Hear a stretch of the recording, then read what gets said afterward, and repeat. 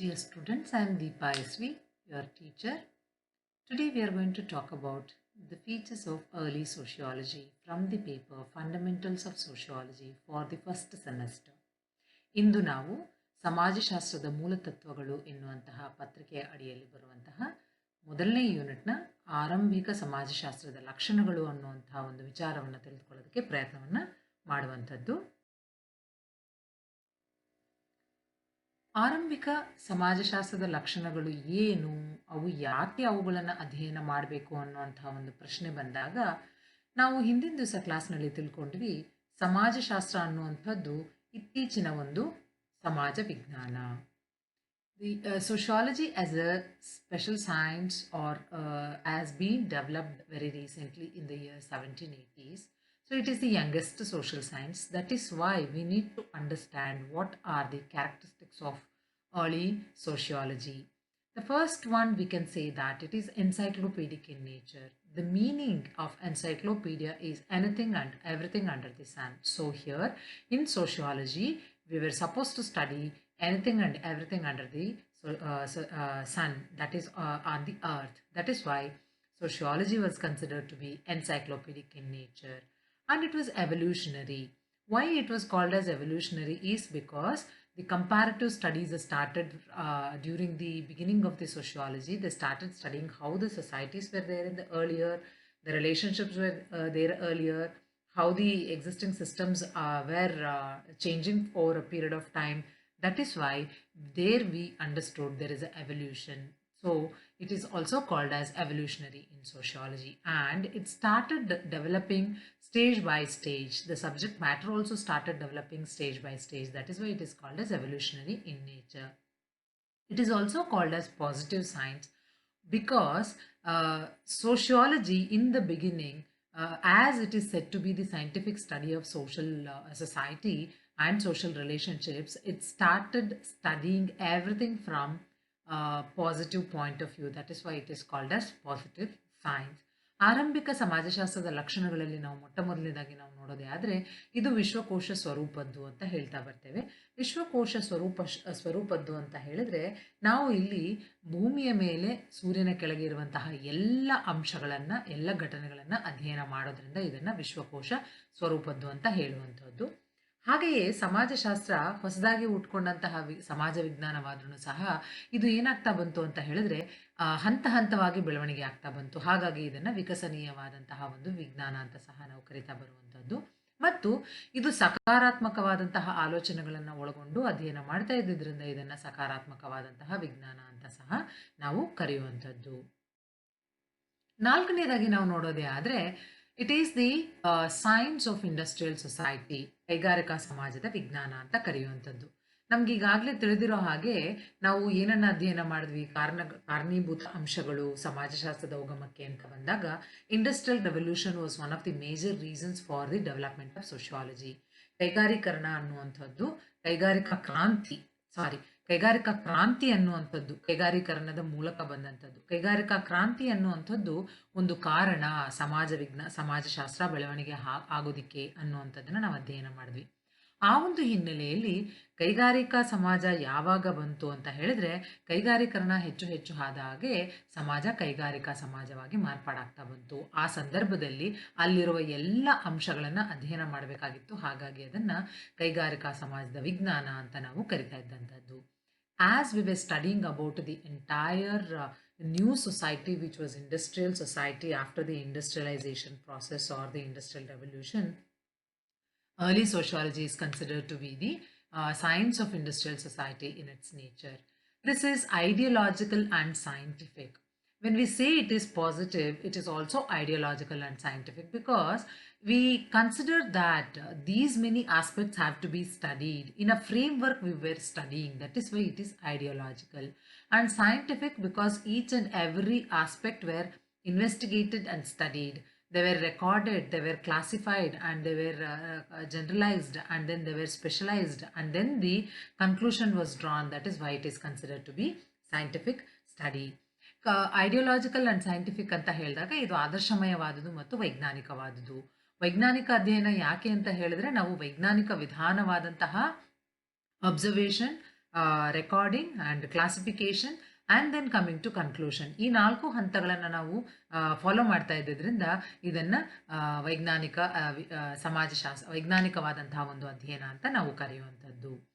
ಈ 2 ಅಂಶಗಳು ಏನಿದೆ, 4, 5 ಅಂಶಗಳು ಏನಿದೆ, ಇವುಗಳನ್ನು ಎಮಾಲ್ ಡರ್ಖೈಮ್ ರವರು ರಿಜೆಕ್ಟ್ ಮಾಡ್ತಾರೆ. He rejects saying that ideological or encyclopedic nature of sociology cannot be accepted, and he speaks about 3 divisions of sociology which we will look into in a while. George Simmel ರವರು ಸಹ ಈ ಒಂದು thoughts ಅನ್ನ ಅವರು especially ಎನ್ಸೈಕ್ಲೋಪೀಡಿಕ್ in nature ಅನ್ನುವಂಥದ್ದನ್ನ reject ಮಾಡ್ತಾರೆ. ಯಾಕೆಂದ್ರೆ ಇವ್ರು ಹೇಳೋದೇನು ಅಂತ ಹೇಳಿದ್ರೆ, ಸೋಷಿಯಾಲಜಿ ಅನ್ನುವಂಥದ್ದು ಪ್ಯೂರ್ ಆಗಿರುವಂತಹ ಸ್ಪೆಷಲ್ ಸೈನ್ಸ್ ಆಗಿರುವಂಥದ್ದು, ಮತ್ತೆ ಇದು ಸಾಮಾಜಿಕ ಸಂಬಂಧಗಳ ವಿವಿಧ ರೂಪಗಳನ್ನ ಅಧ್ಯಯನ ಮಾಡೋದ್ರಿಂದ ಇದು ಒಂದು ಅಮೂರ್ತ ಸ್ವರೂಪದ ವಿಜ್ಞಾನ ಅಂತ ಇವ್ರು ಕರಿತಾ ಬರ್ತಾರೆ. George Simmel says that sociology studies about the forms of social relationships. That's why he calls this as abstract science, and then he rejects sociology to be encyclopedic in nature. So what Emile Durkheim says when he rejects that it is encyclopedic in nature, he gives the 3 divisions as to what all things have to be studied under sociology. So those concepts what we look into, the first one is social morphology, where we are going to talk about the territorial basis of social life. All the institutions and how they are based in social life, all those things are studied in social morphology. Social physiology, we are going to talk about origin, nature of various social institutions that are existing in society according to Emile Durkheim. The third division he talks about is general sociology, which is going to attempt to discover the general social laws which are existing in the society. ಸಮಾಜದಲ್ಲಿ ಇರುವಂತಹ ಸಮಾಜಶಾಸ್ತ್ರದಲ್ಲಿ 3 ವಿಭಾಗಗಳನ್ನು ಎಮಾಲ್ ಡರ್ಖೈಮ್ ರವರು ಹೇಳ್ತಾ ಬರ್ತಾರೆ. ಅವರು ಸಮಾಜಶಾಸ್ತ್ರ ಅನ್ನುವಂಥದ್ದು ವಿಶ್ವಕೋಶ ಸ್ವರೂಪದ್ದು ಅನ್ನೋದನ್ನ reject ಮಾಡುವಂತಹ ಸಂದರ್ಭದಲ್ಲಿ ಈ ವಿಭಾಗಗಳನ್ನು ಹೇಳ್ತಾ ಬರೋದು. ಅದರಲ್ಲಿ ಮೊಟ್ಟ ಮೊದಲನೇದಾಗಿ ಅವರು ಹೇಳುವಂಥದ್ದು ಸಾಮಾಜಿಕ ಸ್ವರೂಪ ವಿಜ್ಞಾನ. ಇದರಲ್ಲಿ ಸಾಮಾಜಿಕ ಜೀವನದ ಒಂದು ಪ್ರಾದೇಶಿಕ ಆಧಾರ ಅಥವಾ ನಮ್ಮ ಒಂದು ಜೀವನ ಶೈಲಿ ಯಾವ ರೀತಿಯಾಗಿದೆ ಅನ್ನುವಂಥದ್ದನ್ನೆಲ್ಲವನ್ನು ಅಧ್ಯಯನ ಮಾಡುವಂಥದ್ದು ಸಾಮಾಜಿಕ ಸ್ವರೂಪ ವಿಜ್ಞಾನ. ಸಾಮಾಜಿಕ ಶರೀರಶಾಸ್ತ್ರ ಅಂತ ಬಂದಾಗ ಸಮಾಜದಲ್ಲಿ ಅಸ್ತಿತ್ವದಲ್ಲಿರುವಂತಹ ವಿವಿಧ ಸಾಮಾಜಿಕ ಸಂಸ್ಥೆಗಳ ಮೂಲ ಮತ್ತು ಸ್ವರೂಪ ಹೇಗಿದೆ ಅನ್ನುವಂಥದ್ದನ್ನ ಅರ್ಥೈಸ್ಕೊಳ್ಳೋದಕ್ಕೆ ಪ್ರಯತ್ನ ಮಾಡುವಂಥದ್ದು ಈ ಒಂದು ವಿಭಾಗ ಅಂತ ಅವರು ಹೇಳ್ತಾ ಬರ್ತಾರೆ. ಆನಂತರದಲ್ಲಿ 3ನೇ ವಿಭಾಗ ಇವರು ಹೇಳುವಂಥದ್ದು ಸಾಮಾನ್ಯ ಸಮಾಜಶಾಸ್ತ್ರ. ಇದು ಸಾಮಾಜಿಕವಾಗಿ ಸಮಾಜದಲ್ಲಿ ಯಾವ ರೀತಿಯ ಒಂದು ರೂಲ್ಸ್ ಅಂಡ್ ರೆಗ್ಯುಲೇಷನ್ಸ್, ನಿಯಮಗಳು, ರೂಪಕಗಳನ್ನ ನಾವು ಫಾಲೋ ಮಾಡ್ತೀವಿ, ಅದೆಲ್ಲವುಗಳು ಏನು ಅನ್ನೋದನ್ನ ಕಂಡುಹಿಡಿಯುವಂಥ ಪ್ರಯತ್ನವನ್ನ ಮಾಡುವಂಥದ್ದು ಸಾಮಾನ್ಯ ಸಮಾಜಶಾಸ್ತ್ರ ಅಂತ 3ನೇ ವಿಭಾಗವನ್ನ ಅವರು ಮೆನ್ಷನ್ ಮಾಡ್ತಾ ಬರ್ತಾರೆ. Then we are going to talk about the subject matter of sociology in the next class. That is going to be, when we talk about subject matter, there we are going to say that Alex Ingalls talks about 3 different paths. 3 ವಿಭಿನ್ನ ಮಾರ್ಗಗಳ ಬಗ್ಗೆ ಅವರು ಹೇಳ್ತಾ ಬರ್ತಾರೆ. ನಾವು ಸಮಾಜಶಾಸ್ತ್ರದ ವಸ್ತು ವಿಷಯವನ್ನ ತಿಳ್ಕೊಳ್ಬೇಕು ಅಂತ ಹೇಳಿದ್ರೆ ಏಕಾಏಕಿ ಅದು ಸಾಧ್ಯವಿಲ್ಲ, ಅದನ್ನ ವಿಭಿನ್ನ ರೀತಿಯಲ್ಲಿ ಅರ್ಥೈಸ್ಕೊಳ್ಬೇಕು ಅಂತ ಹೇಳ್ತಾ ಬರ್ತಾರೆ. ಅದರಲ್ಲಿ ಮೊದಲನೇದಾಗಿ ಬರುವಂಥದ್ದು ಐತಿಹಾಸಿಕ ವಿಧಾನ. The first one is historical approach, where we are going to talk about the classical sociological writings of the founding fathers of sociology. Founding fathers ಯಾರೆಲ್ಲ ಇದ್ದಾರೆ, ಅವರು ಯಾವ ರೀತಿಯಾದಂತಹ ಬರಹಗಳನ್ನ ಕಾಂಟ್ರಿಬ್ಯೂಷನ್ಸ್ ಅನ್ನ ಕೊಟ್ಟರು ಸಮಾಜಶಾಸ್ತ್ರದ ಬೆಳವಣಿಗೆಗೆ, ಅವುಗಳೆಲ್ಲವನ್ನ ನಾವು ಐತಿಹಾಸಿಕ ವಿಧಾನದಲ್ಲಿ ಅರ್ಥೈಸ್ಕೊಳ್ಳೋದಕ್ಕೆ ಪ್ರಯತ್ನವನ್ನ ಮಾಡುವಂಥದ್ದು.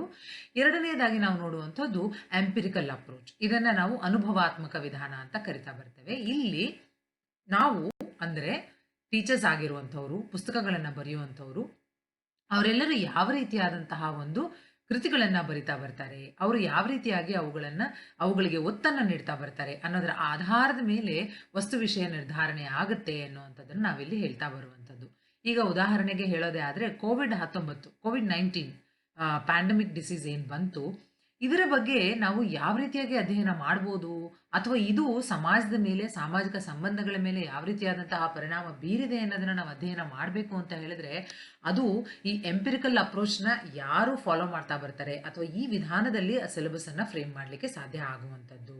ಈ ರೀತಿಯಾಗಿ 3ನೇ ವಿಧಾನ ವಿಶ್ಲೇಷಣಾತ್ಮಕ ವಿಧಾನ, the analytical approach. Analytical approach ನಲ್ಲಿ ನಾವು ನೋಡುವಂಥದ್ದು ಏನು ಅಂತ ಹೇಳಿದ್ರೆ, the emphasis is given majorly on reason. ಅಂದ್ರೆ ಯಾವ ಯಾವ ಕಾರಣಗಳಿಂದಾಗಿ ನಾವು ಈ ವಸ್ತು ವಿಷಯವನ್ನ ಅಧ್ಯಯನ ಮಾಡಬೇಕು ಅನ್ನುವಂಥದ್ದನ್ನ ಒತ್ತು ಕೊಟ್ಟು ಅವುಗಳನ್ನ ವಿಂಗಡಣೆ ಮಾಡಿ ಅವುಗಳನ್ನ ಅಧ್ಯಯನ ಮಾಡಲಿಕ್ಕೆ ವಿಚಾರಗಳನ್ನ ತಿಳಿಸ್ತಾ ಬರುವಂಥದ್ದು. ಸೊ ಹಿಸ್ಟಾರಿಕಲ್ ಅಪ್ರೋಚ್ ಅನ್ನುವಂಥದ್ದು ನಮ್ಮ ನಾಳೆ ದಿವಸದ ಕ್ಲಾಸ್ ಆಗಿರುತ್ತೆ. In this approach, as already I told you, the founding fathers like Auguste Comte, Herbert Spencer, Emile Durkheim, Max Weber, all these and many more other sociologists spoke about, and then they gave lot of contributions to the development of sociology. ಈ 4 ಜನ ಸಮಾಜಶಾಸ್ತ್ರಜ್ಞರು, August ಕಾಮ್ಟ್ ಆಗಿರಬಹುದು, BERT Spencer ಆಗಿರಬಹುದು, ಎಮಾಲ್ ಡರ್ಕೈಮ್ ರವರಾಗಿರ್ಬೋದು, Max Weber ಅವರಾಗಿರ್ಬೋದು, ಇವರು ಸಮಾಜಶಾಸ್ತ್ರದ ಬೆಳವಣಿಗೆಗೆ ಉತ್ತಮವಾದಂತಹ ಕೊಡುಗೆಗಳನ್ನು ತಮ್ಮ ಬರಹಗಳ ಮೂಲಕ ಕೊಟ್ಟಿರುವಂಥದ್ದು, ತಮ್ಮ ಚಿಂತನೆಗಳ ಮೂಲಕ ಕೊಟ್ಟಿರುವಂಥದ್ದು. ಅವುಗಳೆಲ್ಲವನ್ನ ಅಧ್ಯಯನ ಮಾಡುವಂಥದ್ದು ಐತಿಹಾಸಿಕ ವಿಧಾನ. ಇದು ನಮ್ಮ ನಾಳೆ ದಿವಸದ ಒಂದು ತರಗತಿಯಲ್ಲಿ ಇವುಗಳನ್ನು ಈ ಒಂದು ವಿಧಾನವನ್ನು ಅರ್ಥೈಸ್ಕೊಳ್ಳೋದಕ್ಕೆ ಪ್ರಯತ್ನ ಮಾಡೋಣ. ಇದನ್ನು ನಾವು 4 ವಿಭಾಗಗಳಲ್ಲಿ ಡಿವಿಷನ್ ಅನ್ನ ಮಾಡಿರುವಂಥದ್ದು. ಮೊದಲನೇ ತರಗತಿಯಲ್ಲಿ ಆಗಸ್ಟ್ ಕಾಮ್ಟ್ ಅವರ ಬಗ್ಗೆ ಅಧ್ಯಯನ ಮಾಡ್ತೀವಿ. ಅದರ ನೆಕ್ಸ್ಟ್ ತರಗತಿಯಲ್ಲಿ ಹರ್ಬರ್ಟ್ ಸ್ಪೆನ್ಸರ್ ಅವರ ಕೊಡುಗೆಗಳು. Then we are going to talk about Emile Durkheim's contribution to the development of sociology. And in the 4th division, we are going to talk about Max Weber's contributions to the development of sociology. So to make a material for this, basically I have taken and used What is Sociology, an introduction to the discipline and profession by Alex Sinkels. And then also I have referred Harry M. Johnson's Sociology, a systematic introduction. Definitely, if you have any doubt, my regular students, you can call me on my regular number, or you can WhatsApp me in the group, or you can also speak about your doubts in the Google Classroom. The external students, you can leave your comment and in the description box of this channel. Thank you.